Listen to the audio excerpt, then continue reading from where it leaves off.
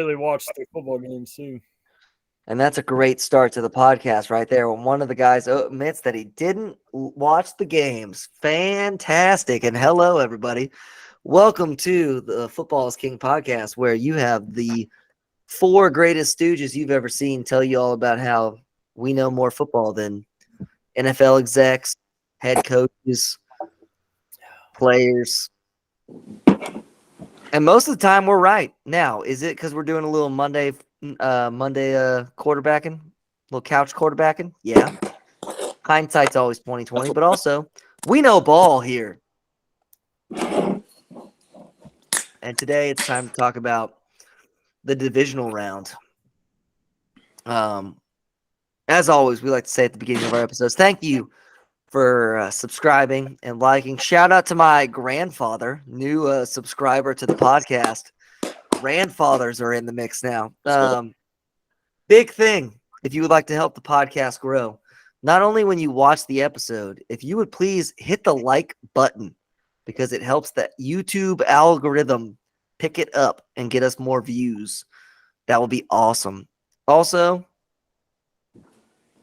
even if you don't like it, hit us with your hate comments in the comments section. We love to reply to the hate comments as well. We're going to say some hot takes today. Bring the hate. We love the hate. I will rip you. I've got a lot of hate towards the Buffalo Bills and some other teams out here. You can't even hate them because they just never beat you. I mean, I love the Bills because we're 3-0 in the playoffs against them, and don't worry, they'll beat us in the regular season every year. But we have to play them in the regular season again next year. But guess what? They'll win, and then we'll beat them in the playoffs. And that's fine. I've conceded on Josh Allen. We'll talk about him a lot later. But before we go into this, you can't mess with statistics is what we learned this weekend. All right. And did I stress it the whole time? Yes. But statistically, if you look at the divisional round, every year pretty much, the home teams go 3-1. There's always 3 home teams that win, and 1 road team gets a win every year in the divisional round. So when Saturday happened and both home teams won, I was like, all right, typical. Sounds about right.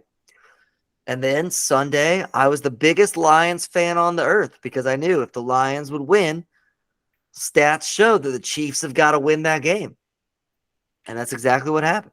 So, yeah, there you go. It's something that we need to keep in mind in the future. Apparently, the divisional round, betting-wise, is the best weekend in all of sports for the home team, which is usually the favorite. So it's something to keep in mind for the future. Also, we forget about the fact that the 1 seeds are the 1 seed for a reason. Yeah, a lot of teams, people forget. Like it's always what happens because the 1 seeds have taken 1, if not 2 weeks off. And everyone goes, oh, well, this team looks really good the week before, the 7 seed Green Bay Packers. Turns out the 1 seeds are still good. But I believe the Packers did cover the spread. Did they not? They won by what? But the Bucks did not. The Bucks did not cover against the Lions, and the Texans didn't cover against the Ravens. So, but I think the Packers was like a 3-point game, and I think it was like a 9.5-point spread. Yeah, it was almost 10 points. So yeah, but for like a money line parlay, that might be if you can pick your 3 home teams well, you can cash in a little bit there. All right, but let's get it going. Let's talk about the games. We're going to go in sequential order again.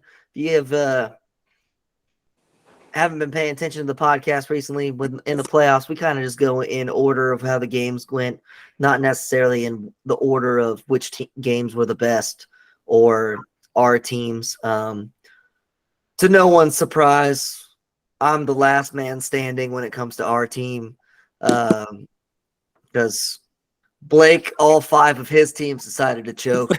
And Shane and Jonathan's team didn't make the playoffs. But that's hilarious. Hey, at least I only have 1, all right? At least you only have 1. That's good. Blake has to be disappointed 5 times in a season. All right, wait. Before we actually get into the actual games, I do have a question for Jonathan. We have Jonathan's nightmare scenario this weekend. where either Lamar Jackson will make it to the playoffs, or sorry, not the playoffs, to the Super Bowl, or the Chiefs will make it to the Super Bowl, and I am dying to know which one he would rather have happen. We'll be cheering for the Chiefs to make it. All right, that's what I kind of figured he was going that I route. figured that's where he was going to go, but All right, as a hear me Raiders out. fan, Hear me that's out. tough. I'm okay with the Chiefs going to the Super Bowl because I know they're great. Like, I know Patrick Mahomes, at the end of this man's career, at the way he's going, this man will be in the conversation of the greatest quarterback ever to play. So I'm okay with losing this year to, the Chiefs made another. It's annoying. It's obnoxious. But if I have to fucking watch Lamar Jackson win Super Bowl, I will quit watching football. I will be done with the fucking sport. Well, be prepared to be done with the sport because the Ravens might cakewalk the next two games. They are very good. They are very good, and they're gonna play. They're gonna play three possible teams that they are designed to beat the crap out of. And the thing is, it's their defense. No, and I mean their run game is incredible. Oh yeah, their defense is so good. It's good.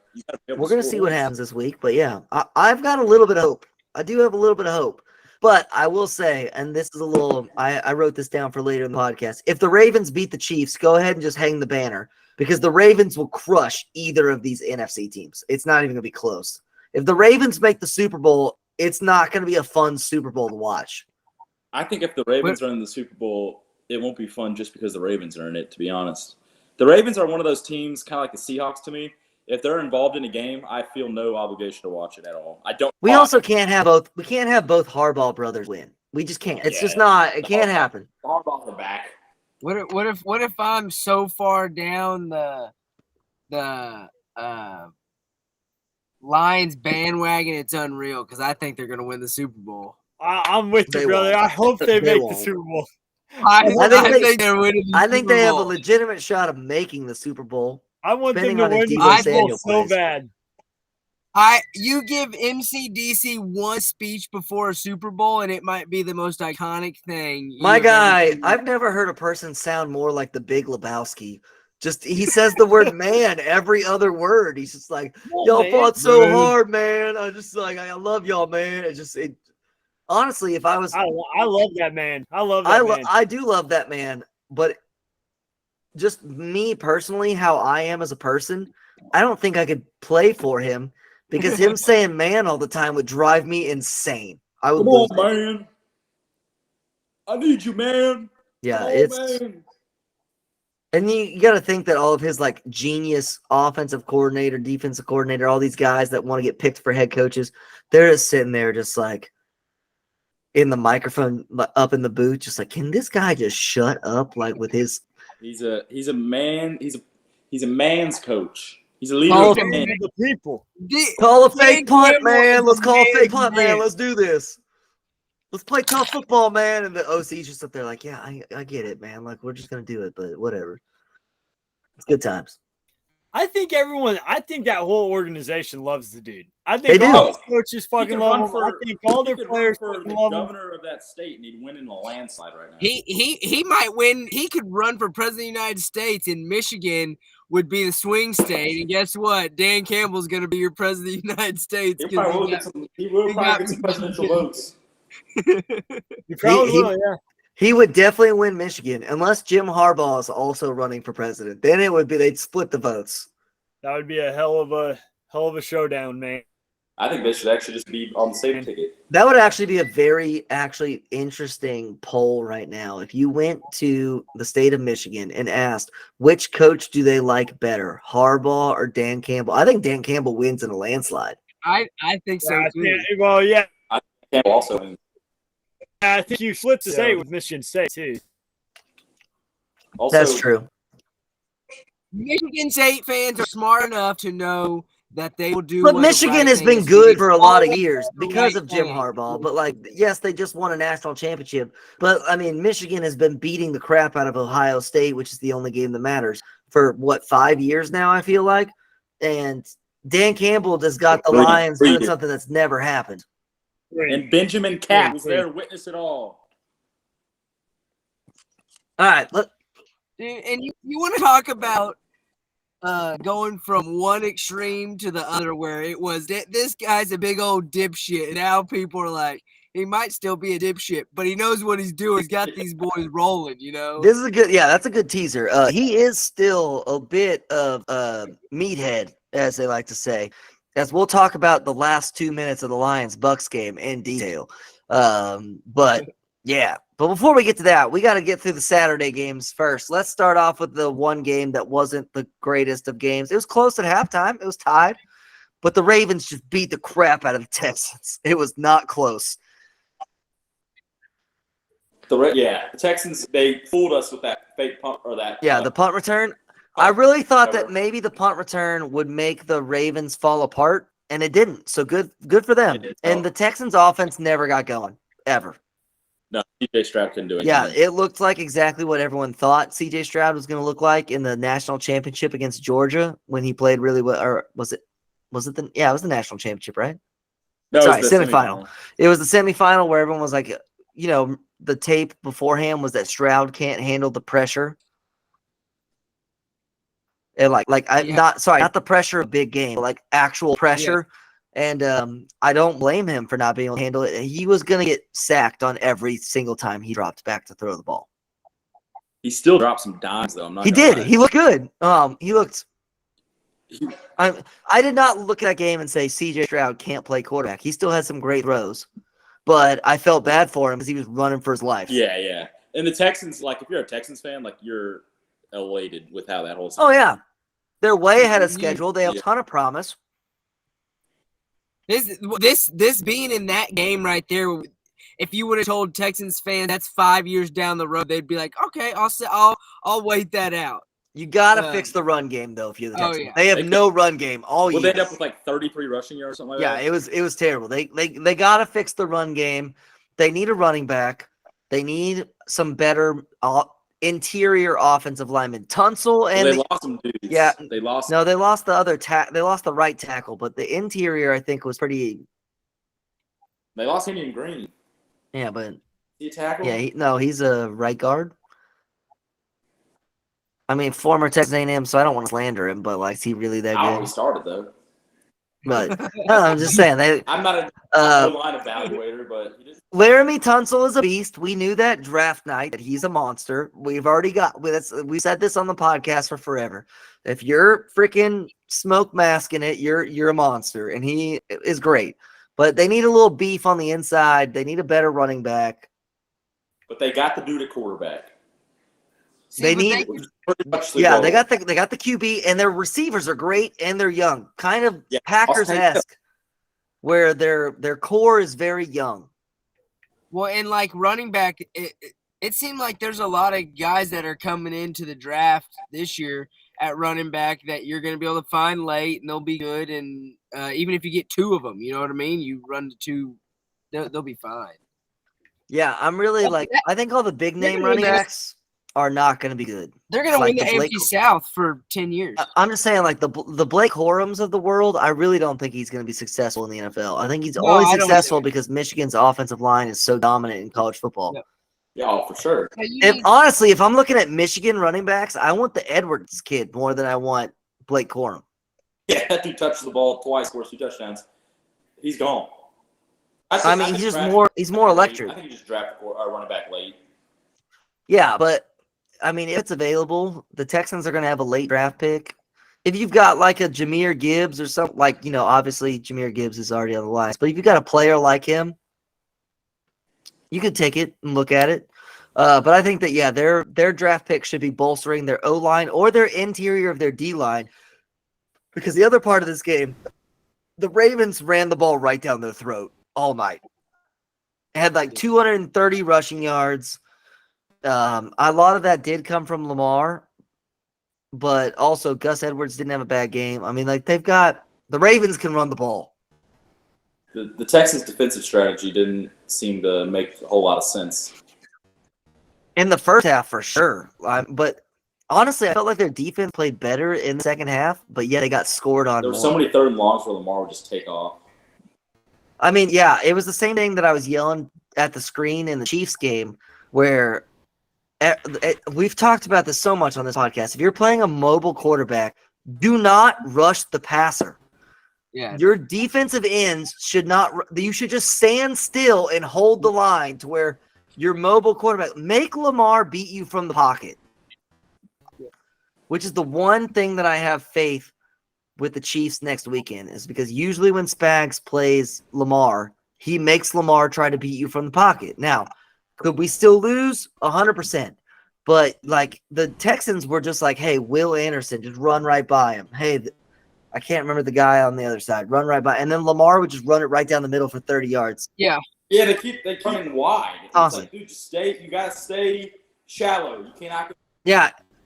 But once D'Amico, I felt like, started bringing that Petrie guy on the delayed blitz and, like, kind of the spy, it worked. But somehow they gave up more points. So I don't know. I mean, it was a little I mean, the Texans were just outmatched. Yeah, that wasn't even close. But I'm on team, like, if I'm a Texans fan or a Packers fan, I'm kind of the same boat. We're way ahead of schedule. The only thing that's a downside is that you got a lot of hope now going into next year. Yep. And you better keep it up, because if you all of a sudden fall off a cliff, like if CJ Stroud comes out next year and is just miserably bad, like it's going to be. Oh, it's going to get loud. It's going to get loud. Quick. That S2 test is going to come back real loud. And be like, oh, yeah. Which, can we talk about? They were saying now that his test was an error. Oh, should have never been released. He was too smart. No, I think what they're trying to do is say, like, no, our test still works, but this. I thought I thought that their error was that wasn't his results; that it was someone else's results. That's something like that. So it's stupid. So their handling of the test, which is just as important as supposedly being smart, they're not very good at. So I don't know if they're the ones. No, see, if I'm SU, you got to play the long game. Sure, CJ Stroud had a good year this year, but I mean, he could be awful in the future. So I would have played the long game, and then like 4 years from now, if CJ Stroud doesn't get picked up by the Texans, I would have been like, see, S2. I mean, it's crazy because the exact things it says it's supposed to test is pretty much what CJ Stroud is good at. Yeah. But I will say what they said was the problem was also what everyone said was his problem in college. Was that he could only play if it's a clean pocket and he's got time to think and find the guy that's wide open. I think these tests need to go away. I think so. I agree with you, but I also do think that CJ Stroud does get away with a lot of just backpedal, throw it off my back foot throws, which he makes them accurate, but those times that you don't make that throw accurate, it's going to be a pick every time. Part of it, too, though, I think, is his O-line is not great, so he's constantly under pressure. He's worried. Yeah, he's worried. Worried. Most games he's actually had a pretty clean pocket, which is why he's been so successful. Like you watch him against the but isn't he Browns. The Browns quarterback. Browns couldn't do crap. Browns couldn't do crap against him. He just sat there all day and was like, "All right, you're open. Here we go." I still think those tests. I'm like, I think this is just NFL overthinking it. The tests are bad. The GMs are probably looking for a reason to not draft a black quarterback. There are a lot, not all of them, but there are a lot of owners in the NFL who are like, "Hey, I want me a tall white QB." That's just a fact. I wonder why. All right, yeah, my argument goes out the window. A fucking dipshit from Baltimore wins, but works great for Josh Allen, the prototype white quarterback who never makes it to the AFC Championship game. Great. He's not even a prototype white quarterback in my eyes. He's like 6'8". He's got a rocket of an arm. 100%. But he loves to run that fucking football. Well, yeah, but he's also. I'm telling you right now, if you put me in a lab and you let me create a quarterback, 99% of the time it's fucking Tom Brady. It's Tom Brady. Hayden Manning. But Tom Brady. That's also just not fair.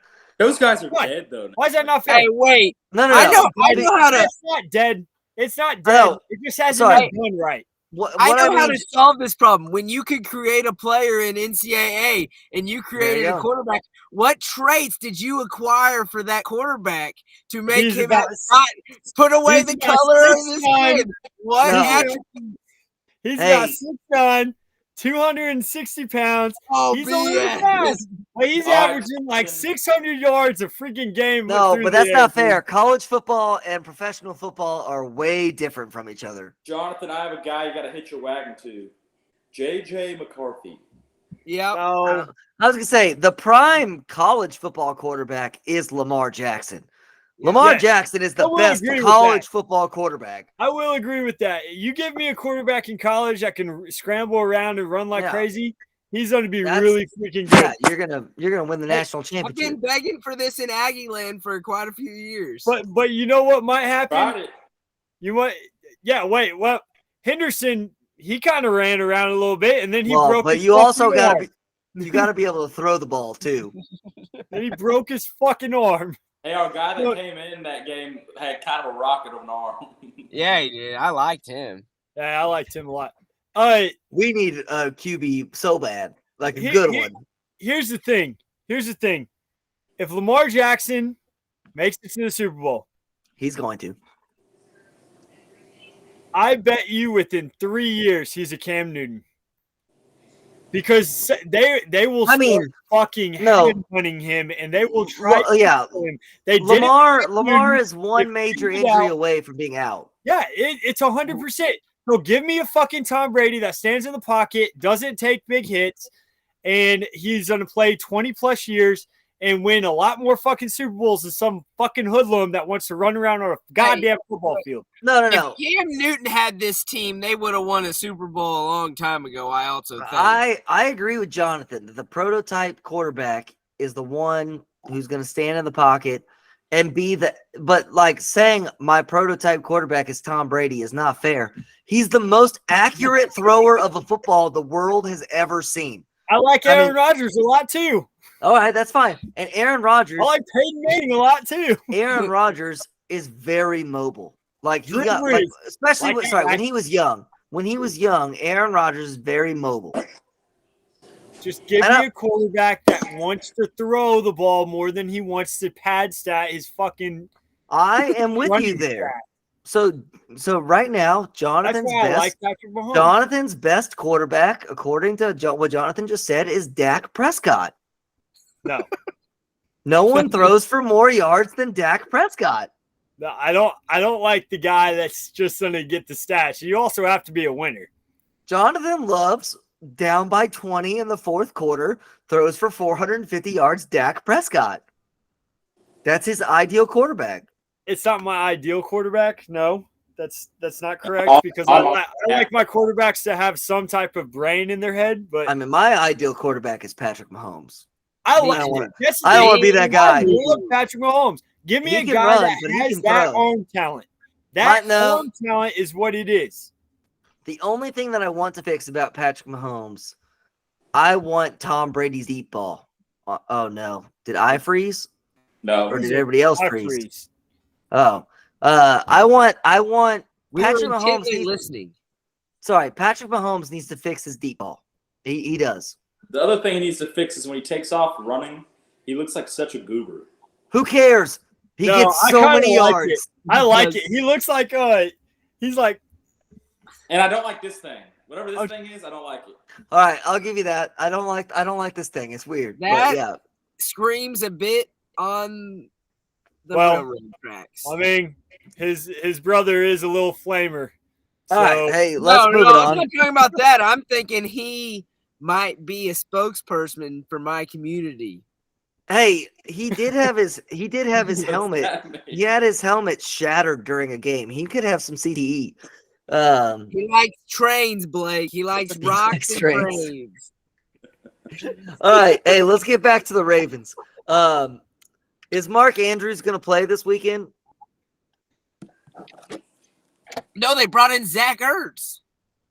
So he's not going to play. No, No, I Lions- thought the the Lions. Niners, The Oh, Lions. the Lions brought him. The the Lions brought in Zach Ertz. I was like, So, I saw someone. Mark bring him Andrews back. probably plays. What are your thoughts on that? You've played the whole season without Mark Andrews. You've got Likely, who's had a great season, and you're gonna mess with the apple cart going to the AFC Championship game. Another reason why I got hope. Yeah, it says they think he'll play. Yeah, I think he's gonna play, and I think it's gonna mess up the mojo of the Ravens. The Chiefs are gonna win. This Austin. This is what I always been saying. You can't mess up with the apple cart. I never want to count Patrick Mahomes out, and this just feels like a game that he's going to come out and drop 42 on somebody for some I think reason. the biggest concern, and if you watch the Chiefs-Bills game, the Chiefs cannot stop the run, and I'm afraid that the Ravens will run for 400 yards. And I'm sorry, Patrick Mahomes could score a touchdown on every single possession, and they would still lose the game. Oh well, yeah. You get into that match. I don't know. It just feels like we're gonna. It's gonna be something else on his belt to check a list off of for some reason. I mean, if you look at it, if you look at the Chiefs season, if they beat the Ravens next weekend, which I think it's very long odds that they beat the Ravens, but they would have eliminated in consecutive weeks the Bengals, the Dolphins, the Bills, the Ravens. And for a Chiefs fan, that is just the dream right there. If you could have thrown the Raiders and the Broncos in there somehow, or the Chargers, sorry. If you could throw Justin Herbert, but they were bad this year. If you could have thrown the Chargers in there, it would have been great. But just the fact that you get to be like, all right, the Bengals are done. Dolphins are done. The Bills are done. The Ravens are done. And then you play the Lions. And then obviously I would like the Chiefs to beat the Lions and win another Super Bowl. But if the Chiefs lost to the Lions in the Super Bowl, that would be the least sad I would ever be that my team lost the Super Bowl. And the city of Detroit will burn down, literally. There will be no more Lions. Oh my God. There will be no Detroit. We'll be gone. Yeah. We need to go do a live. If they win the Super Bowl, we need to get on the first Live play. stream. Yeah, I was gonna say, if the Lions win the Super Bowl, I might fly to Detroit and be like, let's party. That's going to be the party of the century. That would The be cops, amazing. they're just going to be like, the cops are off. They're partying too. Yeah, No that order. that Super Bowl parade would be insane. Oh, Dan Campbell literally would probably go to It would his- literally basically my God. we're looking at a Dan Campbell would be like, I'm just thinking about y'all, man. I'm just thinking about y'all. How long that would be a fun bet. That would be a fun bet from Sportsbook. How long would Dan Campbell cry during his press conference? he'd hysterically be crying. It would just be nothing but tears the entire He'd just time. be hysterically crying the whole time. Another reason why I couldn't play for him, post game in the locker room, crying again. I'm like, dude, I can't. I'm sorry. Stop crying. He's just Look, thinking he's about an the emotional players, guy, man. and I'm here for it. He is I'm here emotional. Hey, wait. We need to drug test Dan Campbell. I saw a sign, and I got to know if Sure. I was the only one that saw this.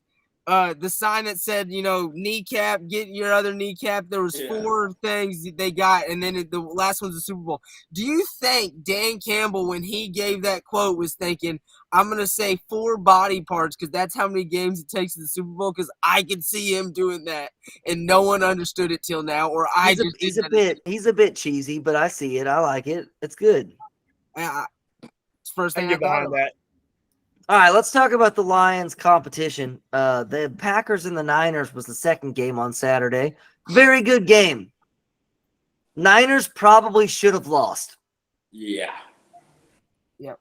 But in true Probably. fashion, just like the Packers always beat the Cowboys in the playoffs, the Niners always beat the Packers in the playoffs. And they I did found a watch way. Half quarters, the Packers won that game. Yeah. My big question, and Brock Purdy is a great quarterback. I don't want to take anything away from Brock Purdy. He is very good. I don't want to say that it's just a system or anything like that. But Brock Purdy can't play in the elements. That has been proven. No, Well, he was taking the glove off, putting it back. Yeah, on, he can't play Is he Tua? He can't play in the rain. He can't play in the cold. Can't play in the snow. And he's just a benefit that he plays in Santa Clara where the weather is always beautiful. You better hope it's good this weekend. Yeah. Also, can we talk about the NFC? The NFC should be immediately fined all of the money or draft picks or whatever. In the playoffs, you don't ever have to play in a bad scenario. You're either in a dome or in California. What's the point? That's just smart business. No, it's stupid and it's soft and it's not what the NFL is built on. Look at the games that the AFC teams are playing in and how electric they are. Playing in negative 30-degree weather, playing in snowstorms. And then the NFC is that was not fun. Let's play in a dome in Minnesota. Let's play in a dome in New Detroit. Let's play in negative 30 was not fun. Hey, I like it whenever it's I can watch it and it doesn't affect one of my teams. The Saints aren't in that gonna ever be in another NFC championship probably, but I'd much rather play in Santa Clara than Kansas City in -8. There's no reason the Dallas Cowboys should play in a dome. Well, they live in Texas. Really, Seattle's the only team in the NFC that's like in a bad weather city that plays in the elements. Yeah, but that rain is always such a light rain. It's never really like a hard rain. It's just like a mist. It's like, every other NFC team is in a dome. I mean, yeah, besides the one is Green Bay, but Green Bay never gets to host a playoff game anymore. Yeah, it's true. It was fun to watch games in Green Bay, though. But I mean, you go through Arizona, dome. Los Angeles, dome. San Francisco, is San Francisco. Not dome, canopy. Sorry, canopy. Remember the lightning delay inside? Yeah, and then Seattle is outside. But Seattle's never going to be snow or anything like that. It's going to be light drizzle. Then you go. We need to study, actually, now that we're talking about this. There are never lightning delays in the NFL. There really isn't. College football happens all the time. When you got billions upon billions of dollars on the line, you just just move the weather, bro. Yeah, just say, "No, was that lightning or was that someone taking a picture?" When I call in to Alex Jones tomorrow for my question of the day, I'll make sure that I ask him that one. See if he can do some research. See what Rod's doing. They're moving the weather. They control the weather. They're making the frogs gay. I can't take is them turning the frogs gay. All right, hey. Austin, I can't hear you. I don't know why my Wi-Fi is going crazy. My mic just turned itself off. Hold on, now it's probably the bad mic. Okay. I gotta switch it. Oh, we got Alex. We brought up Alex Jones. We're getting shut down. We made up. Yeah. Is it now the good microphone? Yep. Yes, it is. Yeah, I got cut off because Shane decided to say that the frogs were gay. So as the host, Google Meet. They are in fact gay. We're hosting this on Google Meet, and I am the host of the meeting. So obviously Shane said that, so Google decided to cut me off to make sure that no misinformation got spread. I think it's fair to say the Packers lost this game with Jordan Love's 2 really bad turnovers. But hope. And Anders Carlson's probably going to get cut. He's going to get cut. Yep. LaFleur. Those quotes from LaFleur are bad. Not a good look. You cannot have your head coach say that he prays. That's bad. He later came out and said like everyone overreacted to what he said. No, I was like, we did not. You said you prayed every time your kicker goes on the field. Yeah, that's not bad. Bad look. Do you think Bill Belichick was praying when Adam Vinatieri ran out onto the field? No. Yeah, not a good look. He's gone. Carlson. And on the turnovers, the last one is a bad decision, but you've got a minute left against the Niners. You're on the road. You're a young quarterback. You're pushing it. You shouldn't throw that. The other pick was bad, but I really thought that the Packers defense has played really well over the past 4 weeks. Yep. So maybe they're going to keep Joe Barry, which I know that the Packers fans would hate that. Yeah. That's but what they I played wonder. pretty well. And They have. The Packers They- should win this game. They yeah, should. they've gotten Yes, better. they should have. The only reason the Packers lose this game is the Packers went 2-5 in the red zone, and they made it to the red zone on almost every possession, and they kicked field goals. Yep. Well, when the Niners went 3 for 3, so that's why they win. Well, you know what the good news is? That Matt LaFleur probably got to have a lot of quality time with Jesus this Sunday. Yep, that's true. You got to pray. Amen. Amen.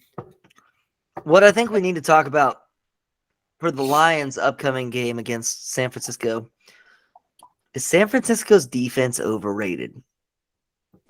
Because the Packers the Packers ran that ball straight down their throat. It was very anti-Niners Packers game. Usually it's the opposite. Their defensive line is not that great. It's really not. Bosa has fallen off a cliff. He has. But do you feel like, and maybe I'm wrong, but if Fred Warner's not just totally lighting it up, that defense doesn't bring – it's like they go as he goes. If he brings the heat, those two linebackers for San Francisco are probably the two best in the league, and they're on the same team. I would not want to play against either of them. No. I think their defensive line is the same problem that we were talking about earlier, where like Chase Young even. Chase Young is trash. Yeah, he just puts his head down and runs. It's like at some point you have to watch what's happening. Yeah, Chase Young is absolute trash. All these young pass rushers think they're all they're just rushing the passer all the time. They never play the run. Yeah.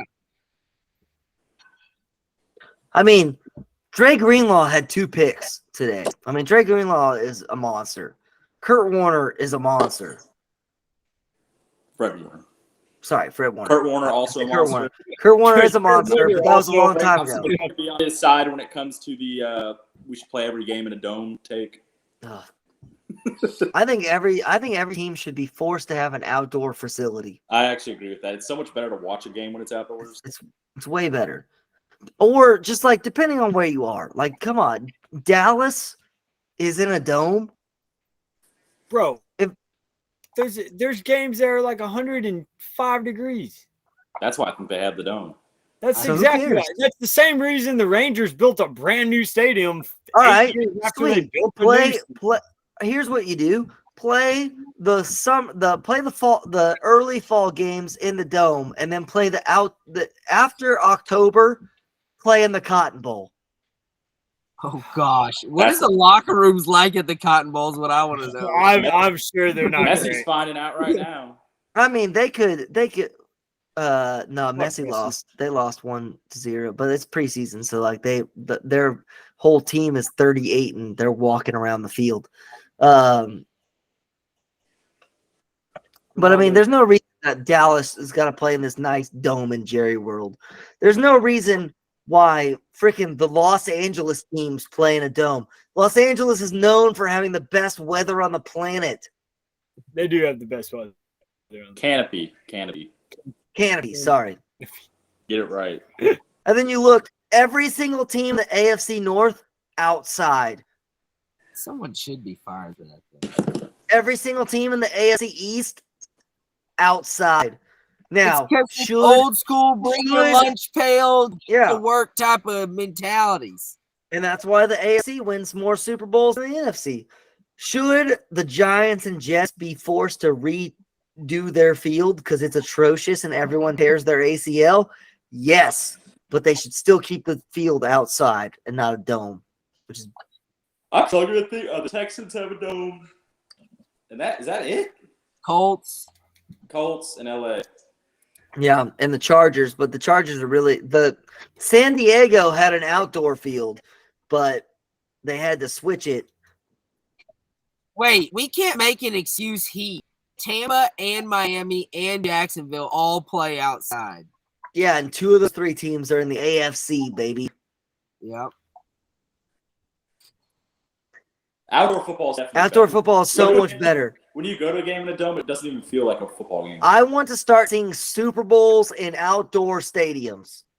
I agree with that. They're never going to do that. They did it in Miami, but it might as well have been a dome. Miami in February is probably a great place to be. Yeah, it's probably 65 degrees. But yeah, this year we're going to Vegas to watch the stupid torch get lit, whatever color. How many people lose their house this year at the Super Bowl? Oh, people going to the Super Bowl? Like, yeah, Well, the week of the Super Bowl, all the drunks that are at the casinos, how many of them have to go home and tell their wife they need to pack up their stuff? well, I was thinking you were saying Baltimore's lose in their house. If Because Baltimore's in I'm the Super thinking- Bowl, there's quite a few people that are going to be going back to Baltimore, Maryland, telling old Betty Lou, "Hey, pack up the trailer." Betty Lou, that's her name, Betty Lou. Yeah. I would have went with something a little more different. That's a real Baltimore name. Yeah, you went with the super southern white woman name instead of like, I don't know, like a LaQuisha for Baltimore. Aren't Like- We should. you know, But I will tell you, if Detroit wins, a lot more people are losing their houses for other reasons because the whole city's burning down. Everyone's going to be homeless. you know how hard it is tight to I make was a 2K team with when- all white American. when they won the wild card game they was in. They immediately left the stadium, and I was like, I wanted to watch the interview. I wanted to watch the outside because I thought Detroit was going to burn the first playoff. I know NBC keeps doing that where they cut it off before they show the interviews. Yeah, I'm like, people, I want to watch that. I want to But see Dan Campbell on the field. You know what I do got to say? There's two teams that are in this playoff, and they're even though it's not like the Chiefs, you don't win the Super Bowl, it's like disappointing.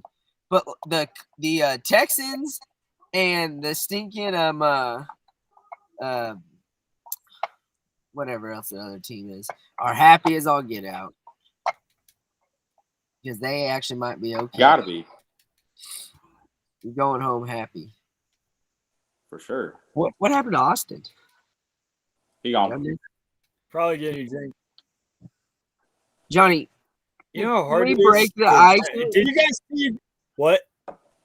What is this? What is this company? Is this like a new? What was that one company that people was getting star tattoos in high school about? DC or whatever? No. No. What was No, it? it's an old shirt. The old I like wore it bedazzled. 'cause, like, Yeah, I they was got gonna wear it them. to the gym, but They got them Oh, bedazzled Affliction. jeans. Affliction. Yeah. No, it's just a boxing company. The only people that wore Affliction that I was scared of was ones that had cauliflower ear. If you wore Affliction and didn't have cauliflower ear, you were immediately a I'm bitch. scared of any dude with cauliflower. Yeah. Well, yeah, but then That's like you add the Affliction on top of it. But if you're just Like, oh, Affliction fuck. in it, All right, how did I come back to here? Cauliflower ear is the first thing that I came back to. I always think about Oh. Pat. Man, talking I about don't know where y'all went in this podcast, with but we got to get it. dudes who have cauliflower. Shit, wait, before we get back on track, the Spurs gave up 70 fucking points to Embiid tonight. Yeah. What the? Embiid dropped 70. Well, we all know the Spurs suck, and also we can't guard a guy that has earth on him. So you gotta watch out for them Affliction cauliflower guys. let's talk about the Bucks Lions game because I don't know what the frick y'all were talking about while I left. All I did I was don't know how we got on that. Oh, my shirt. That's how Yeah, we all got right. on Austin, look at his shirt. What is that? Doesn't that remind you of them douchebags that used to wear that Affliction clothing? That Yeah, but this is why I can't leave because as soon as I leave, y'all just go off on some talked about- nonsense. Solid 2 minutes to talk we, about we talked about football for a second. Um, Shane and I got off track. I think the Bucks Lions game is very similar also to the Packers Niners game. The Bucks maybe should have won that game. yeah. Maybe. They- Not Did necessarily. you see today? They could have called a timeout and got the ball back with like. All right, we were going to talk about that last, but let's go ahead and get right into it. How do you not call timeout? Even if you should be fired for that. it wasn't even a chip shot field goal. Like it was kind of a decently long field goal. You think Todd Bowles just gave up? You think he just cashed? He in? did 100%. forgot. In the press conference, he said he was just like, yeah, they would have just kicked the field goal and gone up by 2 scores. What if they miss, you dipshit? What are you talking I about? forgot they had timeout left. Yeah, it was like 3rd and 13. They could have stopped the clock with like 39 seconds left. So by the time you get the ball back, it's what, 30 seconds? I mean, my real problem with this is actually more on the Lions side. They were Yeah, they snapping the snapped ball with everything. 20 seconds on the play clock. What are you doing? I was literally looking at the scoreboard like, am I the only one that sees there's a timeout on there? Like, is this wrong? Because the Lions were acting honestly like was there was thinking- no timeouts. I was honestly thinking like maybe like that the broadcaster had it wrong and they That's what I already was used thinking. all 3 timeouts. That's the only thing I can think of because I'm like, if you have one, you definitely are using your timeout, you know? Like, But also, like, if you're on the Lions, like, you know, we got is it Ben Johnson? That's his name, right? The OC, where everyone wants to hire him. You don't think that anyone's like, "Hey, I'm the OC. Let's snap the ball with 20 seconds on the play clock." Like, he's a doofus. Yeah, that was bizarre. They both teams treated like they had no timeouts. Both teams treated the game like it was over, You know, and it was not over. they would have legit had Now, was 5, and they at the end of half, the exact same situation. They scored a touchdown in minute 13. was it more than likely the game was over and the Lions were going to win at that point in time? Because even if he missed the field goal, they would have had to go 60 yards in 38 seconds with no timeouts and score a touchdown and get a 2-point conversion. But you at least got to try. You got to Yeah. try. It's the playoffs. I thought that this game that the Bucks actually played pretty well.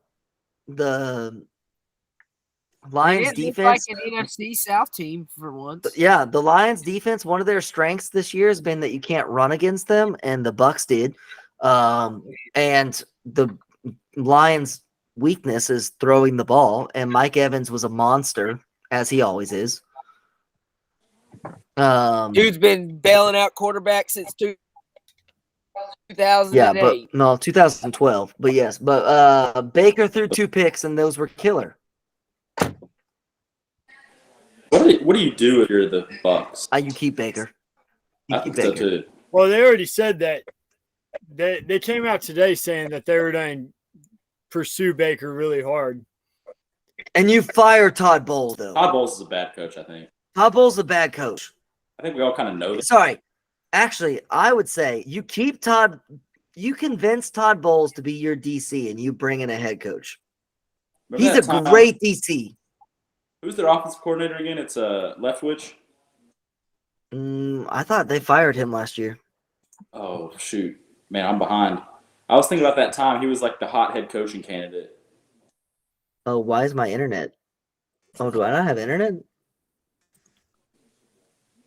I would explain why. Dave Canales, That's right. It was Canales. who is getting interviewed for head coaching jobs, specifically the Panthers' head coaching job. Yeah, it's weird. Um, So Leftwich isn't even in the league anymore after he turned down the No. head job. surely he's going to be a QB coach somewhere. Probably. This game was good. It was fine. I'm glad for the Lions. The one thing I will say, I keep hearing people talk about how loud that stadium was. I don't know if it was the broadcast or what, but the stadium seemed awfully quiet. Yeah, I think the broadcast was weird because I thought the same thing. I was like on the touchdown run by Gibbs to go up 7 or whatever. Yeah. It was like could hardly even. I didn't hear anything. Okay, so it's probably the broadcast, but I don't know if it's a YouTube TV thing or the specific channels, but do better, broadcasters. We want to hear the sound of the stadium. NBC has been kind of. Was That was a Fox game? It was Fox. I thought. The Chiefs-Bills game. No, Chiefs-Bills game was CBS. I thought it was weird too that they didn't interview Dan Campbell after the game. They didn't interview Jared Goff, did they? Oh yeah, we were texting each other and we in the group text, and we were like, "There's no interviews. What are we doing here?" Yeah, like you have to have Dan Campbell immediately on the field. Yeah.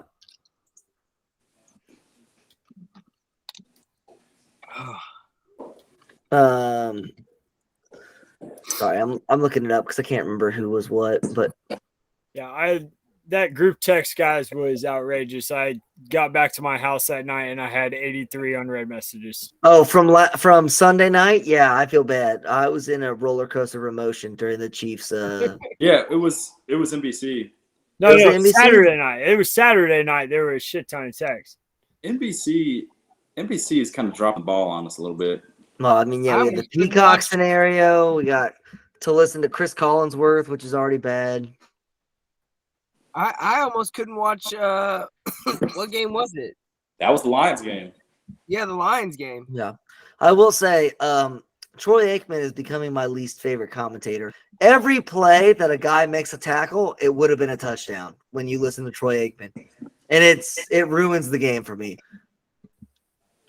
Next time you watch a game commentated by Troy Aikman, count how many times he says that would have been a touchdown if it didn't make the tackle. I guarantee you it's over 30.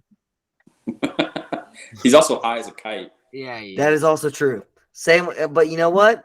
His counterpart, Tony Romo, is always drunk off his ass. Tony Romo. He's really lost. Yeah. I don't know, Jim. The respect I have for Troy Aikman, though, is he shows up to be in 20 million TVs, high as a kite, and doesn't even try to maybe throw some eye drops in. There's not even a thought of maybe. Dude, he doesn't give a shit. Bro, I also don't think he's high on weed. Jay-Z. I don't know what he's high on, but it's not weed. He's on something strong. He's on pills, probably. He's on that Toradol still. He's just like, let's do this. Ketamine. He's just doing The ketamine Russian before. gas. Whippets, maybe. Whippets are a good. Maybe. time. There you go. All right, let's not Well, talk about that's that. his time frame too. Whippets would be his time frame. All right. Before we move on from this game, before we get to the main event of the evening, possibly game of the year, except for the fourth quarter was very disappointing, but the Chiefs still won, so it's fine. Give me a percentage chance the Lions make the Super Bowl. 47%.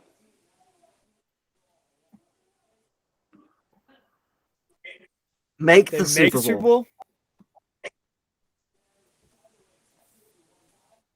I'm all in. I'm all You think in. 100% chance they think beat there the is San Francisco zero 49ers? chance they lose to the 49ers on Sunday. I think there is zero, zilch. I'll give him 40. I'm with Jonathan. I think there's a 40%, which is great. I mean, 40% chance to make it to the Super Bowl is a great chance. Yeah. That's way above I think average. they're destiny right now. I'm like trying to debate whether I think the Lions are actually like the Lions are going to be fine, but I think the 49ers have just not. It really, I mean, it depends on whether Debo plays for me. They said he's 50-50 on playing. He'll play. I think Debo plays. 50-50 on Monday night means So, he's 6 playing. days. Don't wait He'll for promise the shoulder if you get hit in the shoulder again. That's Yeah. Now, will he play the whole game? Definitely not. But will he play the first quarter? Probably. no Yeah, rain in he'll the have- forecast. Purdy He'll have 12 Oh. targets and 150 yards in 2 quarters Yeah, of work. I'm real afraid that the Lions won't be able to stop the run, and McCaffrey's just gonna run right down their throat. Well, McCaffrey's minus 400 to score a touchdown, so I would say that's a game. Yeah. All right, let's get to the main event. Blake and Shane, I believe, texted during this game that it was the game of the year It was until electric. the fourth quarter. The fourth quarter was actually pretty Well, it ended anticlimactic. up the ending was a big buzzkill, but Did it even hit the over? It was.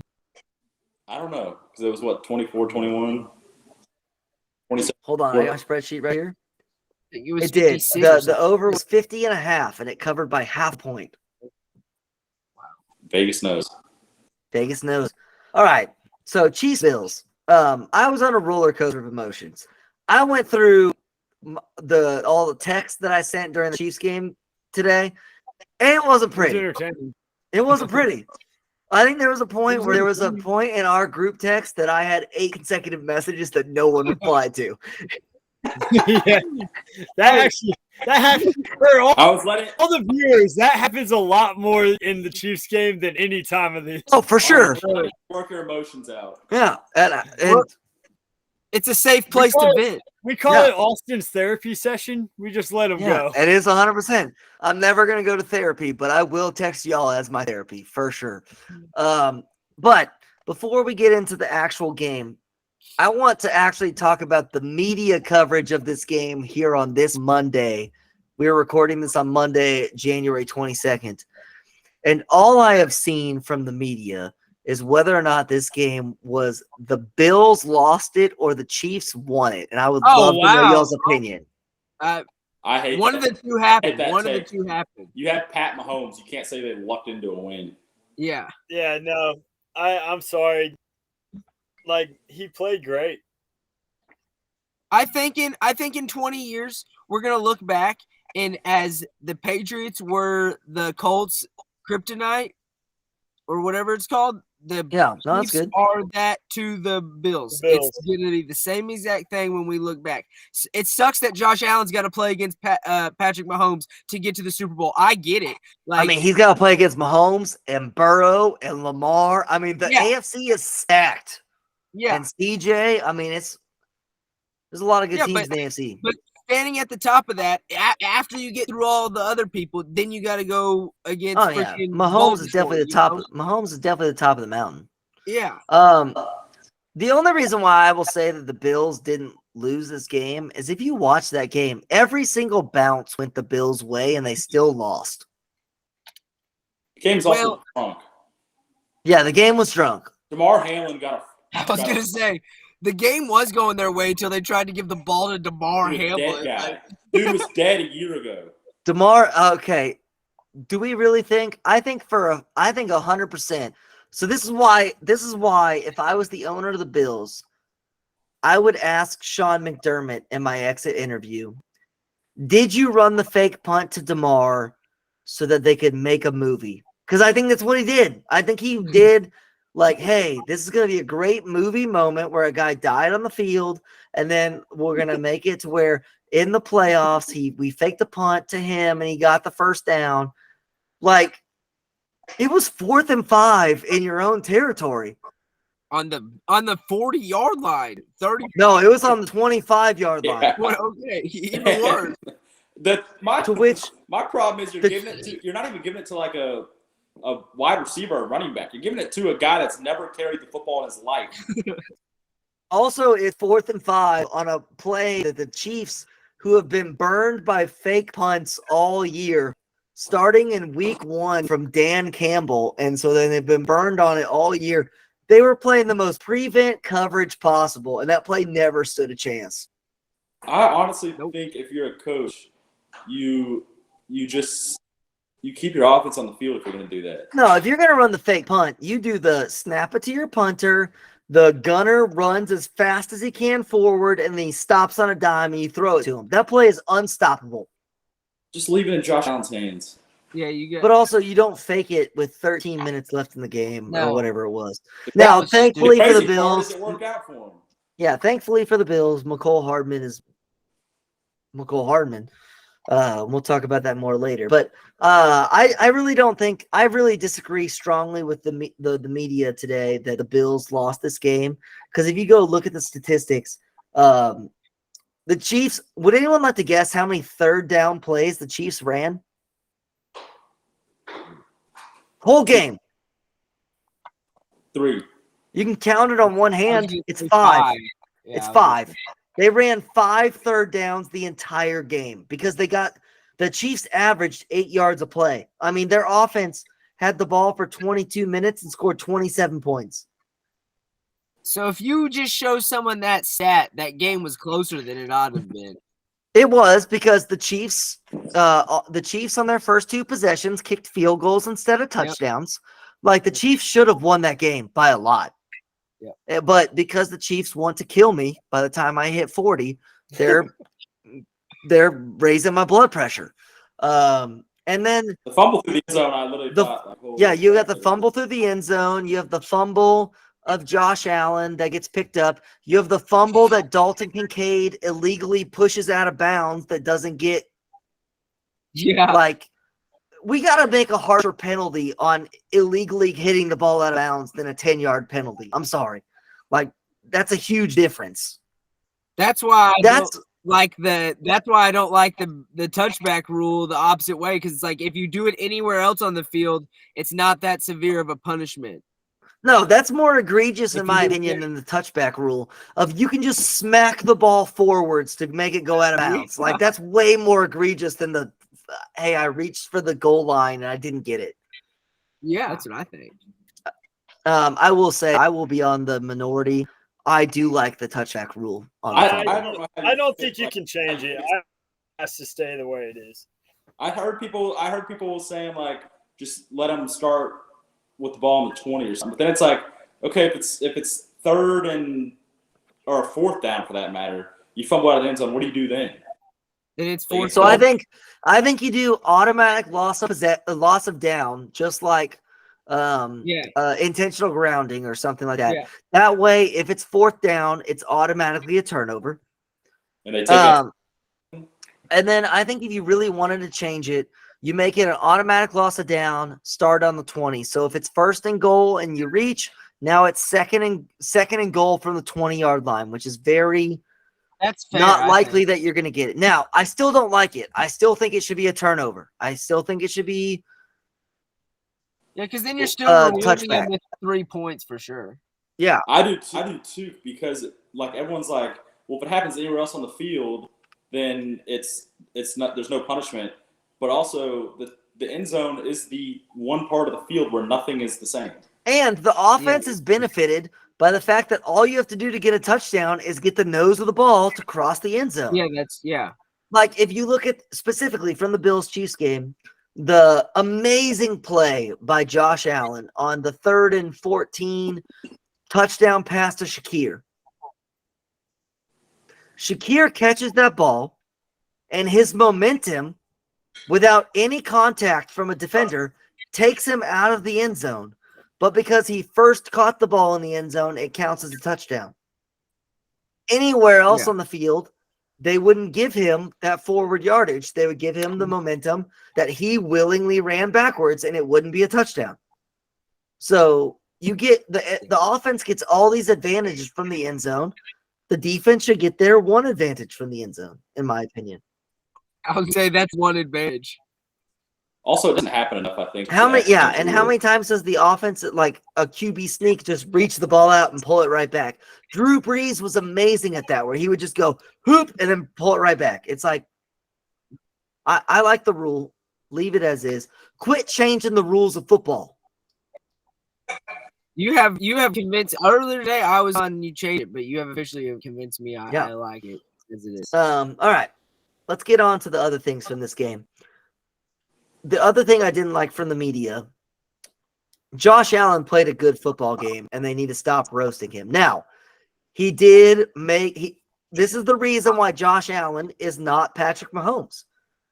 When the game mattered most, he didn't make the plays. And I think that's a fair argument to say. But I don't think people need to say that Josh Allen is the reason why they lost that game. No, heck no. And a lot of people in national media said that. Now, we should stop trying to say that Josh Allen and Patrick Mahomes are on the same level, because they're not.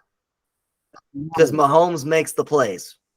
There was one point in the game where I was literally like, okay, both these quarterbacks are playing like ridiculous right now. They both played great. And both quarterbacks actually were not good in the fourth quarter. Yeah, the fourth quarter, the defense has stepped up. It's not a shot at Josh Allen either, because what made Tom Brady so great is he didn't make the mistake when it was time to get in field goal range. Guess what? He got in field goal range to win. For sure. I mean, and some people have that extra quality. Patrick Mahomes has that extra quality. You might still win a Super Bowl, but you're not going to be Patrick Mahomes. Sorry. At the same point, our boy Dan Orlovsky. Well, you need to take Josh Allen's penis out of your mouth. Yeah. I'm sorry. You need to take it out of your mouth. Because he's got to say something that egregious. Like, I understand that that's how the shows work, that you got to have one person on the other side so you can argue back and forth, and you can have a 20-minute argument about the things that aren't actually important, and they're not going to discuss any of the important plays from the game. They're just going to talk about the things so that they can argue on television. Whatever. But if I hear Dan Orlovsky say that he is better than Patrick Mahomes one more time, I'm going to lose my mind. Dan Orlovsky. You got it. No. He very clearly didn't. And I can't listen to Dan Orlovsky because he ran out of the freaking end zone. As a quarterback, he ran out of the end zone for 10 yards. And he wants to be an OC. How'd you feel if they hired him as your OC, Austin? I think that I like Danny O having some ambition. He needs to be a QB coach first. I like Dan Orlovsky on ESPN. I'm not gonna lie. I do like Dan Orlovsky. He's a very fun guy. Most of the times I am on his team. But then the times where he has clearly just been like, there's when it's Dan Orlovsky, it's very obvious that ESPN has said, hey, I need you to die on this hill no matter how illogical it is. That's my point. That's my problem with him. Stephen A says ridiculous things, but a lot of times his ridiculous things kind of make sense sometimes. Like Stephen A hating on the Cowboys will always work because the Cowboys will always fail. Same with Shannon Sharp. But when Dan Orlovsky is like, hey, Justin Fields should be the MVP, I'm like, dude, just shut up. Like, it's bad, and it's a bad take. And it's so fake that it's so fake that it ruins it. Yeah, I think he definitely, like, if he says something, he'll stick by it 100%. I don't think Dan Orlovsky has ever said that a quarterback in the NFL is not the best quarterback in the NFL. He's like, Bryce Young, best quarterback in the NFL this year. Guaranteed. Did they go 2-14? Yes, but he was the best quarterback in the NFL. Do you think he somewhat convinced himself of these things, though? Because that's all I'm sitting here laughing about. I'm like, what if he actually I think he does. I think he does convince himself. And I love Michael Lombardi just roasting him on his podcast. It's great. I look forward to it every week. Lombardi will hate on him good, and it's all valid hatred. Hey, and we don't like to promote other podcasts. Go listen to the GM Shuffle this week from the divisional round. Lombardi was on a heater. He was right about everything, in my opinion. Like, dude was on a heater. If you haven't listened to it, listen to it. Except for the names. He has no... Sorry. Lombardi Lombardi definitely has a speech impediment, and he also definitely has a problem memorizing people's names. And he doesn't care what your name is. He doesn't care. No, he just keeps on going. He just everyone knows that his wrong name was the right name. Yeah. All right. When it comes to the defenses in the Bills-Chiefs game, both defenses got severely injured or were already severely injured in the case of the Bills, and so the defenses were bad until the fourth quarter. The Chiefs lost 3 defensive starters on the first 2 drives, and that was huge. And a very bad sign for them going to play the Ravens next week. And because of that, James Cook and Isaiah Pacheco both had amazing games. And I think this season, both of those backs, both running backs have proved, pay them and build your team around them. Pacheco is that dude runs hard. I mean, James Cook also. And he'll catch the ball in the backfield and make some plays. And not only that, but he also is a very good runner. He is. Like the Bills, when they fired their OC in the middle of the year and hired Joe Brady, the biggest change that Joe Brady did was he gave the ball to James Cook significantly more. And it turns out Joe Brady might actually be smart. Yeah, the Bills' best thing they can do is keep Joe Brady and lose Sean McDermott. Yeah, I don't think anyone will. If you're a Bills fan, you think you want Sean McDermott gone? I do. I would. It's not working, clearly. The problem is, how do you fire your guy after he wins the division? It's the same thing with Mike McCarthy. Like, Mike McCarthy went 12-5. He's clearly a good head coach. However, the playoffs come around and just like I don't know if it's Dak or him. They poop the bed. The only problem is this. What year is this for McDermott? It's got to be 5. Yeah, no, this is I more don't than think 5. I don't think it's more than 5. I think it's maybe 4. And it's like the same His thing first- keeps happening. his first year was But how Josh many years Allen's won the division? The problem is you're playing against Pat Mahomes, so it's like hard to blame the dude. I mean, you fire him because he said that we should play like terrorists. That's why you fire him. 2017. You should have fired him weeks ago. 6 seasons. Oh, okay. It's 5 and 6 in the postseason. That's I don't know. I don't know what to do with him, but it seems like for whatever reason it's not working. But it's just that you just keep losing to Pat Mahomes is the Well, problem. And Joe Burrow. I mean, And Joe Burrow. Josh Allen's just not the guy. He is a guy. He's not the guy. I'm sorry. He's just not the guy. He's a And I feel guy. like I feel He's a like they great asked- guy. In the past, they've asked Josh Allen to do way more than like the Bengals asked Joe Burrow or the Chiefs even asked Pat Mahomes. I mean, Josh Allen didn't even throw for 200 yards last night. No, and he ran the ball for what? Like 88. But Josh Allen last night completed 26 passes. 16 of them were thrown behind the line of scrimmage. Yeah, that's not good. Like I'd be Josh Allen threw for an average of 4.8 yards per throw last night. Like, that's bad. Last night's game felt like whatever quarterback makes the play was going to win the game, and of course, it was Pat Mahomes. How far was Mahomes' average? 9.6, double what Allen threw last night. Like, literally, like,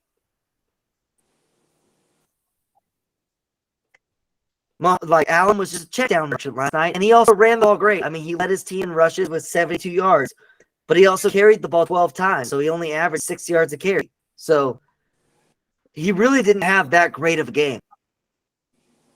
It was a good game. He had a good game, but he didn't have a great game.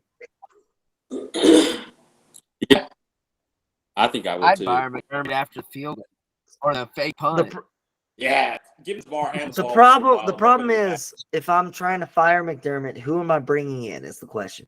If I can get Vrabel, Vrabel could get that. I'd take team going. Harbaugh. In I would Buffalo, see would love that's that man. the Buffalo one that would- no one's talking about. If I am Buffalo, I'm going head over heels for Jim Harbaugh. That too. You have a quarterback who I don't care what Chiefs fans say. I know a lot of Chiefs fans, because they hate Josh Allen, say a lot of stupid things about him. Josh Allen is a franchise quarterback. That's not a debate. There's 29 teams that would take him. Yeah. And if you could get Josh Allen, if you could have Josh Allen as your quarterback and you can bring in Jim Harbaugh to fix the defense, Yep. that's a good team right there. If I'm the Bills, I would fire McDermott and I would go balls to the wall for Jim Harbaugh. Plus, Josh Allen is like Harbaugh's like the guy that he should want, like just tough as can be. He'll run through tough as can be, classic quarterback. I think it's the same thing that you should do with Lamar Jackson. Put them under center. I know I meant to bring it up when we talked about the Ravens. The big change the Ravens made during the Texans game in the second half is they put Lamar under center and their offense became unstoppable. Yeah. I'm starting to think that the under center is a dying thing in football today. But it's so stupid. The Lamar Jacksons and the Josh Allens on naked bootlegs are unstoppable. They really are. Like, because worst case scenario, if you run a naked boot, you have a defensive end one-on-one against the two hardest quarterbacks to tackle in the NFL. I don't know if I've ever seen Josh Allen take a snap from under center. You have. He does a lot of QB sneaks. Actually, they're more effective at QB sneaks than the Philadelphia Eagles are. Well, he often gets flipped and does a sidewinder move too, which is pretty cool. Yeah, that's true. He's like a crocodile. All right. Yeah, old death or whatever. I do want to go back. Let's talk about the Bill Belichick's of the world. McCole Hardman fumbled twice on his 2 touches of the ball. And we've talked about this a lot on this podcast. But can people stop reaching at the goal line? It makes no sense. If it's fourth down, reach at the goal line. Guaranteed. If it's not fourth down and you reach to the goal line, they should cut your ass immediately. It really should. More often than not, it does not. Hardman fumbles in the first quarter. Thankfully, it's not a turnover. And then the next time he touches the ball, which I love Andy Reid.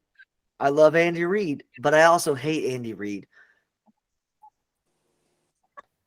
You're running the ball down the Bills' throat all night. I understand that Pacheco on the play before, Pacheco had a 23-yard run the play before, and he twists his ankle. So he has to get subbed out.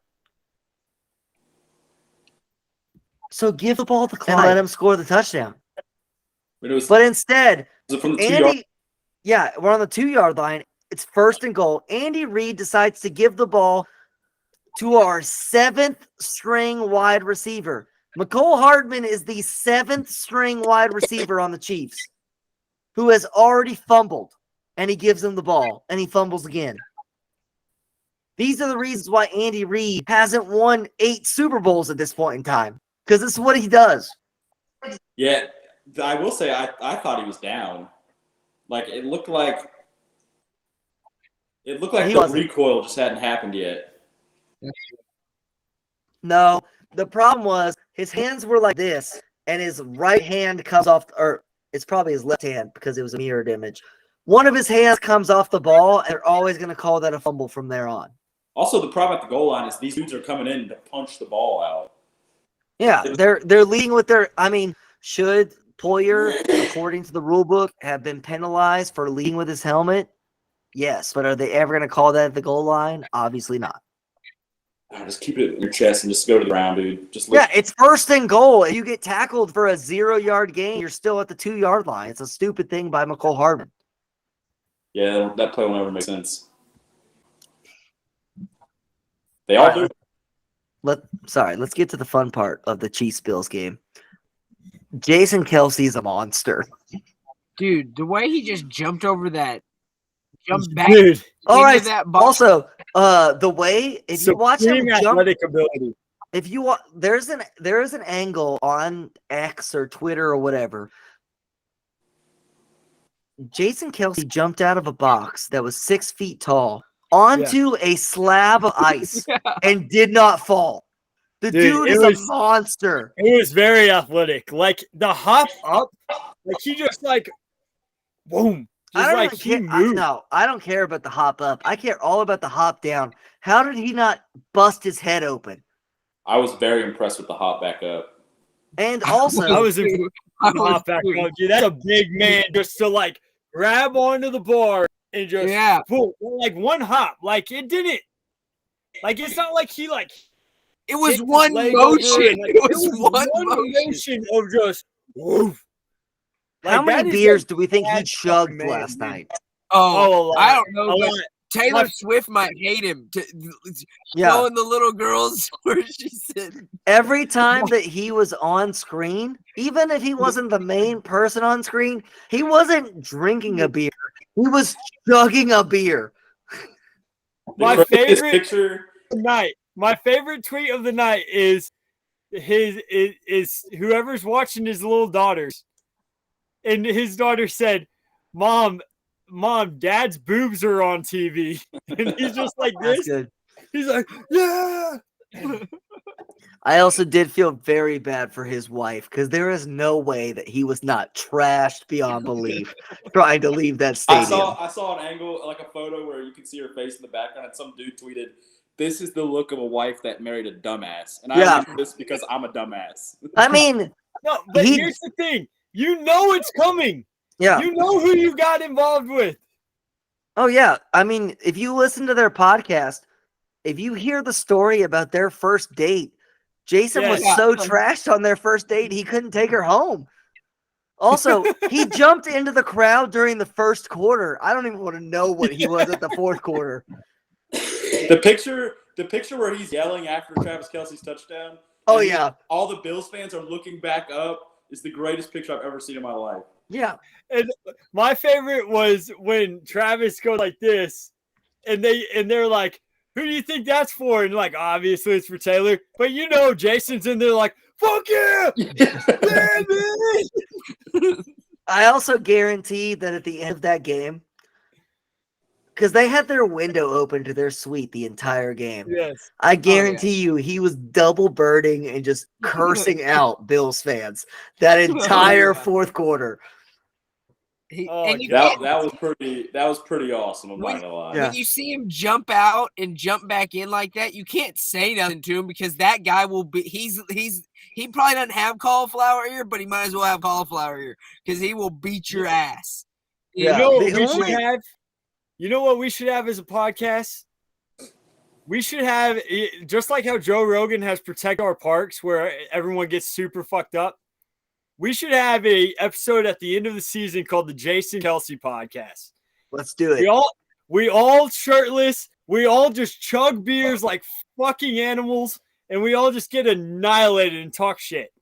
We'll do it. Right. That's what we will do for this post Super Bowl episode. We will just it'll be rough. Super Bowl episode. The only thing that this game was missing was for a Bills fan to throw a snowball at Taylor Swift At Taylor Swift and hit her in the face. They threw it at Patrick Mahomes a lot. They tried. No. But could like you imagine what the Swifties would do if they hit her with a snowball in the face caught on camera? They would look that person up on the internet and murder them in their sleep. Yep. Can I just say, I dislike the people that are like, Taylor Swift is ruining this game. I mean, they showed her maybe three times. She literally just shows up good. in the game. No, I think it's kind of cool. No. Like, At the beginning.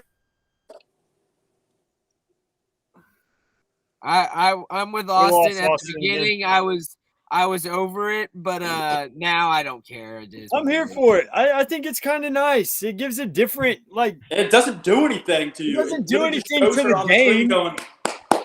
Yeah, it doesn't do anything to the game. If anything, we just get to look at a pretty blonde girl every once in a while. Like, oh fuck, sorry.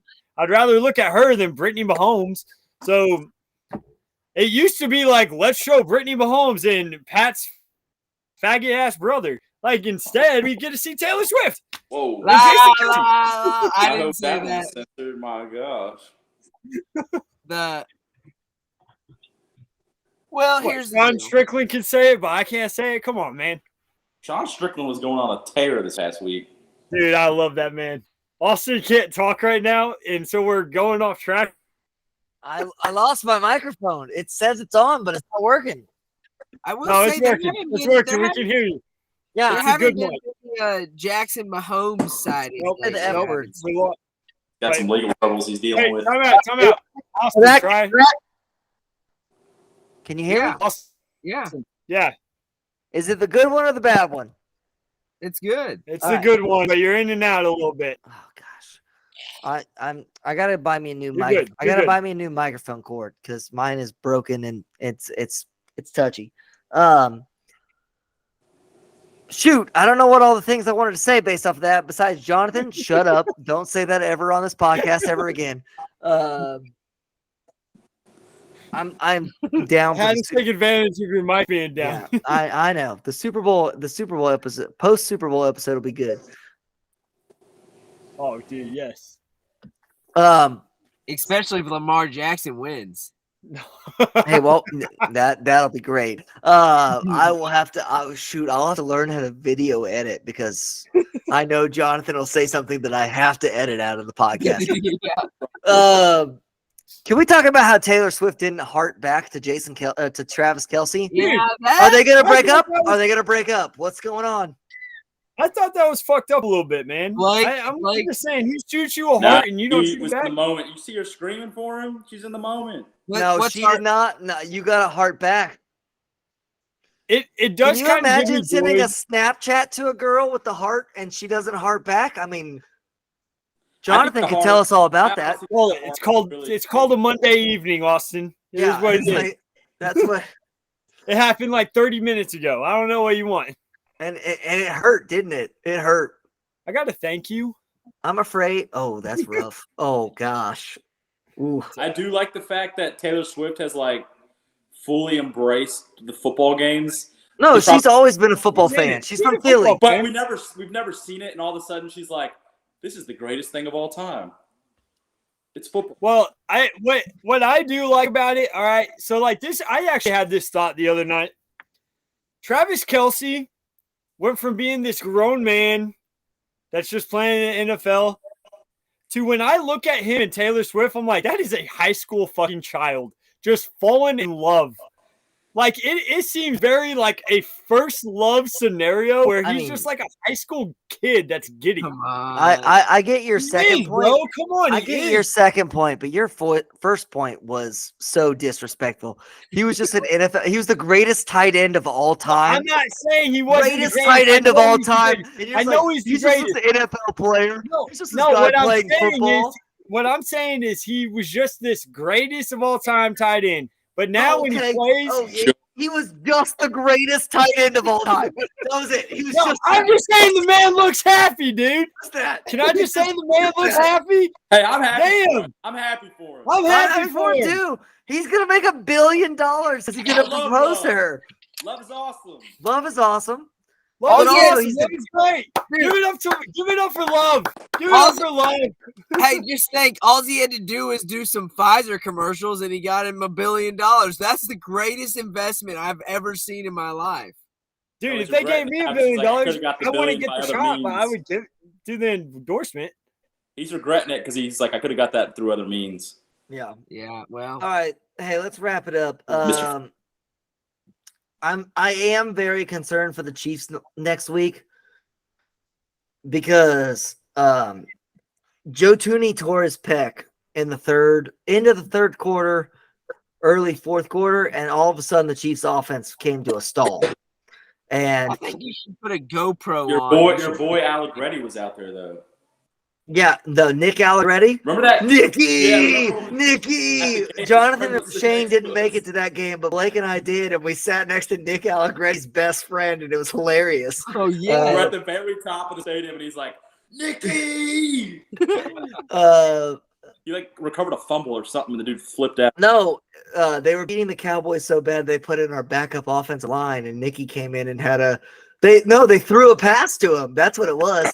Yeah. They threw a pass to him, and he's Nicky. It was great. It was so fun. But yeah, I am afraid to play the Baltimore Ravens without our first string offensive line. That's bad.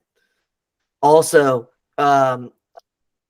within the first 2 drives, we lost 3 defensive starters, specifically Derek Nottie not being able to play. He's our run stopper, which is why the Bills were able to run the ball so successfully, in my opinion. Playing the Ravens without your number one run stopper, it'd be like if the Bucks tried to play a run-heavy team without Vita Vea. I mean, it's just not fair. Like, they're going to be much worse. My only problem is I'm done doubting Pat Mahomes. I mean, I'm not doubting Patrick Mahomes. Also, it's Patrick, not Pat. His mom will come slice your throat in the middle of the night. Patty. No, Patrick. She Patty named him Mahomes. Patrick for a reason. It's like Patty at some point in that game, you're like looking at it and you're like, Josh Allen is pretty dang good. But then you're like, but Pat Mahomes is going to win this game somehow. The Ravens should win this game by 2 touchdowns. They're not going. However, if the Ravens lose this game, I will jump on Team Jonathan, and Lamar's legacy will get crushed if they lose this game. There is, I understand playing against the Chiefs in the playoffs and Patrick Mahomes, but there's no reason that the Ravens should not. There's 0 reason why the Ravens should lose this game. He's And a bum. If they do, Lamar's legacy will be hurt. Just like Josh Allen's legacy got hurt this weekend. The only way they lose is if Lamar doesn't show up. The only way they lose is if somehow the Chiefs can stop the run and force Lamar to play quarterback. Yeah. That's how they lose. The Ravens defense is going to keep them in it. Yeah, especially because the Chiefs offense is bad. If Lamar doesn't show up, is The only reason why the Chiefs offense looked the best they looked all season is not because it's the playoffs. It's because the Bills defense is very bad. If Lamar gets that ball first and walks down the field and scores, we will need to send it. Hey, I like this new way They the will. coach is taking the ball. It didn't work for the Lions, but it did last week. But I like it when they're aggressive and they're like, I'm taking the ball. I have hope for the Chiefs, but the I do Ravens too. should win that game. The Chiefs are battered and bruised. The Ravens are healthy. I mean, there's no reason the Ravens should lose this Well, game. Patrick Mahomes However, should be in this game because he's never played on the road in the playoffs, so he shouldn't. hey, he's 1-0. Worst case scenario, if they do lose this game, Patrick Mahomes is 50% on the road in the playoffs, which is an all-time great number. Old Patty. Hey, last thing before we move it on. Is the NFL going to remove kickers as a position because the Bills lost in the playoffs? I just saw They this. better not. Because they changed the playoff rules because the Bills lost in the playoffs. So now are we going to remove kickers because they've missed wide right twice? He Hey, said, that first rule change was the right rule change. No, it was not. And there's a great thing that the NFL has not had any playoff games go to overtime because it is the stupidest rule change that has ever happened. I still hate that I like rule. both teams having a chance. Both teams do have a chance if you don't let them score a I like touchdown. both offenses having a chance. Oh, awesome. Good So rule. then the team that gets the ball second has every advantage, and there's no evenness to overtime anymore at all. Because not only does the team that gets the ball second, if you stop them to where they don't score a touchdown, you can win that way. But also, if they do score a touchdown, you can walk the ball down the field going for it on fourth down every time and go for two. I hope that ball goes to overtime. If it goes to overtime, put another quarter on the clock, and let's play some football, boys. I'm with Jonathan on that. If now people said, oh, well, back in the day with overtime, it all came down to a coin flip. Now, with the new overtime rules, the coin flip is way more important than it ever was. You want to go second, no matter what the scenario is. I don't think it's way more. Yes, it important is. Before. You have two different opportunities that you get the advantage. But before, it was like, oh, I just get the ball. Oh, I just need to score, and I'm game over. No, you had to score a touchdown. Well, that up until like what, 6 years ago? Correct, 7 years ago? but the rules where if you score a touchdown to start, that is the best way to play it. I don't know that there's a great. Or put 8 minutes on the clock and you play 8 minutes. No, because then No, the because team's just going to drown the clock out. You got to play full quarter if you're going to do that. Yeah. And even if you do that, you're going to take 8 minutes off the clock and leave the team with. But I mean, the way that it is now, the team that goes second has the advantage in two different scenarios, and it's bullshit. Austin's getting on the analytics train. No, it's not analytics. It's just facts. It's smartness. The only reason why no one is freaking out about it is because it hasn't happened yet. Yep. As a neutral observer, if of a team, a fan of a team that will never win a playoff game, I like to see both teams get the ball. All right, sweet. Can you imagine that the Cowboys are playing the 49ers like they always do in the playoffs? They get the ball in overtime. They walk down the field. They score a touchdown, get 7 points. Now you have to stop the 49ers on every 4 plays, which you're never going to do. And they get the choice to go for 2 from the 3-yard line. It would make me more mad if the 49ers got the ball first and scored. Or even worst case scenario, you get the ball first, you go and you kick a field goal, and then they got to walk the ball down. They get 4 chances, and then they go score a touchdown. I mean, it's terrible. It's awful. The new rule is the stupidest thing ever. The only reason why no one is freaked out about it yet is because it hasn't happened. And once it happens, I don't know if it happens in the Super Bowl, you're going to wait for everyone to bitch and complain about it because it's a stupid rule. I'll laugh so hard.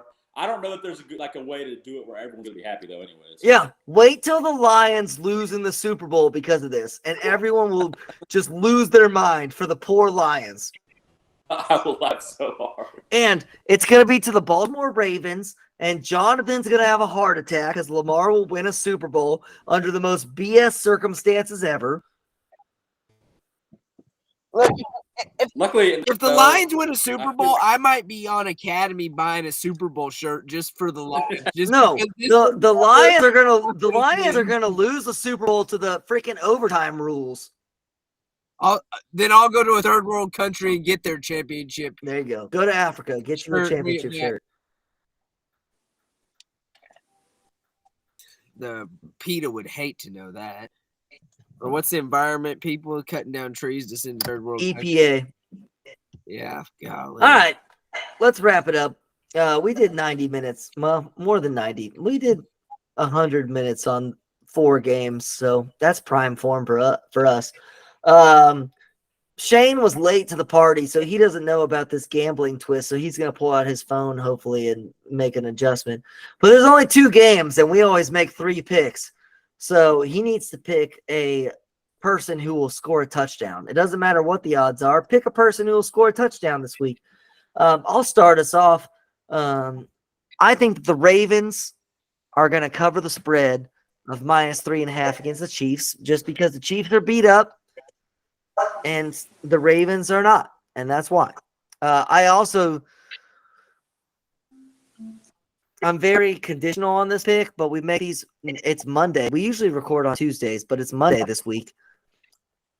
I think that Deebo Samuel will be injured, and I think that the Lions will cover +7. However, if Deebo Samuel is going to play, I would have taken San Francisco. But I think he will be injured. I think the Lions will cover +7. I think the Lions will still lose, though.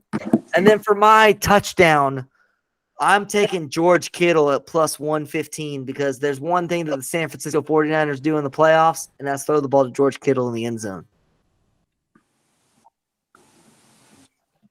I hit him. I hit that bet last week on +145 for George Kittle. So, Blake, why don't you go next? I'm taking Chiefs +3.5, Lions +7, mostly because I just want the Lions to win. And I'm taking my guy, John Jay High School, Josh Reynolds, touchdown. At +400 for those who want to throw some money on it. A little sprinkle. Have a little fun.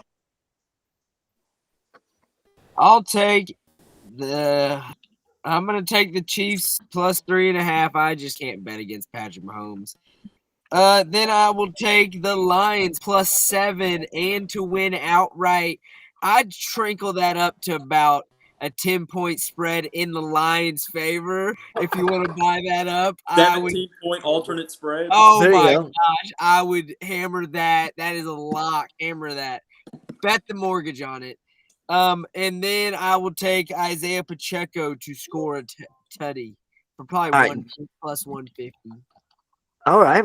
Pacheco +150. I like it. He scored a touchdown in 6 consecutive games. That's a good bet right there. We're taking Kansas City +3.5, Detroit +7, and Taylor Swift to score a touchdown. And by that, I mean Travis Kelce. At +120 is the odds for that. Also, you can get right now, it's Monday night. You can get the Detroit Lions at +265 on the money line, I'm taking it. which might be a decent bet based off of whether or not Debo can play. So, I'm going to hammer it. I might even spread up an alternate line for a 17-point flop over to the Lions side. all right, don't do that. I will say, Let's see what the odds on that are. I will say, I'm gonna It's look a up what the odds are. I might have to text you all some gambling things to make because y'all all live in South Africa or Georgia where sports gambling is legal. If I would have put $70 in this weekend, I would have won $210. I would have tripled my money thanks to this AI that I follow. It was a good weekend for the sports gambling for me. But when it Where are comes you to sitting at? all right, that's what I wanted to point out. For those who have followed the sports gambling that we've done on this podcast, I have been in the lead for the entire season. And there's one man who has been in last place the entire season. However, he's on a freaking heater over the past 4 weeks. And Shane has taken the lead, which is just beyond belief. I have been on a heater. I'm telling you. He's a closer. I mean, There we good for go. him. It doesn't matter how you start the year. It matters how you finish. You know what they say? You're either hot or you're due. And Shane was due. And 2 he's years worth of due. he's at it right now. He went 2-1 this week and 3-0 the previous week and 3-0 the week before that and 3-0 the week before that. And he's on a comeback of all comebacks. 11-1. He could have paid off his mortgage. By He now. is I lost hoop parlays this weekend too. Shane, I'm gonna send you some parlays this weekend. I have a theory on some 12-leg parlays that are they're guaranteed to hit. What's Bet man. mid-major What's basketball, and you'll have some fun. No, don't do that. What's the tasty little treat on the 17-point flip there for the line? Don't do that. That's a terrible idea. What am I looking at, Blake? No, the most I can get them on my bookie, the most I can get them at is -5.5, and it's only plus 375. Oh, that's not enough to. That's insane. You're telling me that they can go from +7 to -5.5 for only 375? Yeah, I would take money line in that situation. Yeah, you should be getting freaking 1,200 odds for that right there. Going that. Well, they won't go that high to get. I don't even know. Yeah, alternate spread. Let's do. I can't even see mine. I can't see the Lions at minus anything. Oh, here we go. Hold on. Shane, what did you want the Lions at? At -10. Plus 870 on FanDuel. Oh, we're betting that. Technically, it's at -9.5. You could take. This is ridiculous. You could take the Lions. You could take the Lions at 19.5. What does that run up to? Only plus 2,500. That's stupid. 19.5. If I'm taking the Lions at minus 19.5, it better be plus 40,000. Amateur golfer. He was plus 1,000.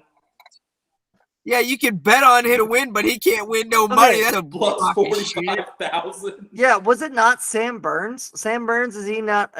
No, he's pro now. Lost. Oh, he's pro now? Sam Burns lost. He hit a double bogey on the 17th and a bogey on the 18th. What a loser. I kept waiting for that dude to crumble. I was watching it, and I kept waiting for him to crumble, and he just never did. Dude, that amateur guy that won this weekend, though, good for him, though. He's probably going to be signing with Live Golf next week for. Hey, you know what? Million. We're going to definitely do postseason. We'll do our draft podcast. We might have to do a podcast for the Masters. Oh, bro, let's go. We might have to do. I know that we're a Football is King podcast, but we might have to do a podcast for the Masters. Georgia. I keep seeing the commercials now.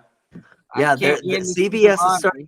All right, we got to wrap it up. We're almost at 2 hours. We got to be done. There was only 4 games, and we've almost talked for 2 hours. This is ridiculous. We're not good at this. Good conversation, fellas. Good conversation. Please make sure you like and subscribe. If you're at this point in the video, please comment below and say that you made it to this point. Say the word sassafras in your comment, and we will know that you made it to an hour and 45 minutes into a 4-game podcast. What if you can't spell sassafras? Johnny can't spell friends, so sassafras. Google it. You can Google it. 9, bro. This is why we have not made it big, because we do 2-hour podcasts about 3-4 games, and we can't have that. But we appreciate all the support. We love you all. And as always, remember, make good choices, everyone. We'll see you next week when we're going to start talking about the Chiefs and the Lions in the Super Bowl. Make good choices, everybody. Should I do my